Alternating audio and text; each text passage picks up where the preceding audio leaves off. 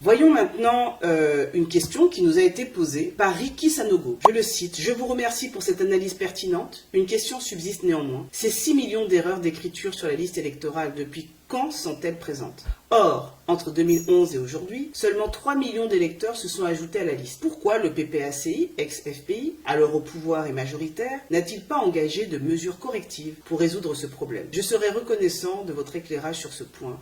Merci. » Merci Ricky Sanogo pour cette question. D'abord, appelons les choses par leur nom. Il ne s'agit pas d'erreur d'écriture, mais bien de 6 millions d'irrégularités et de fraude électorale. Ce n'est pas une coquille, c'est une alerte démocratique. Ces anomalies sont bel et bien présentes sur la liste électorale provisoire de 2025. En 2023, elles concernaient un peu moins de 3 millions d'électeurs. Ça veut dire quoi? Ça veut dire qu'en 2 ans, le chiffre a doublé. Et ce n'est pas une estimation hasardeuse. Ces données viennent du fichier officiel transmis par la CEI elle-même. Alors que s'est-il passé entre-temps? Ce n'est clairement pas le fait des électeurs, car seulement environ 600 000 personnes ont sollicité une modification de leurs données personnelles. Il est donc mathématiquement impossible que 3 millions de citoyens aient soudainement oublié l'identité ou la date de naissance de leurs parents en 2 ans. Autrement dit, la manipulation du fichier électoral ne vient pas des électeurs, mais bien de l'intérieur de la CEI. Et c'est à elle de s'expliquer. On ne parle pas ici d'un vieux fichier bricolé en 2011. C'est pas ça. On parle d'un fichier manipulé entre 2023 et 2025, à une époque où la CEI disposait pourtant de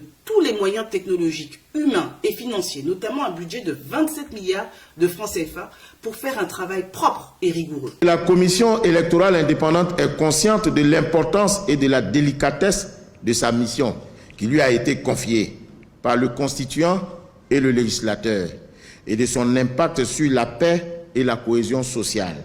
En conséquence, son objectif est de produire, conformément aux dispositions légales, une liste électorale propre et crédible pour un processus électoral transparent et fiable, gage d'élections apaisées pour la stabilité et le développement de notre cher pays. Alors non, la CEI ne peut pas se cacher derrière les failles du passé pour excuser ses fautes présentes. Les faits sont là, les chiffres sont là, et la responsabilité est clairement identifiée.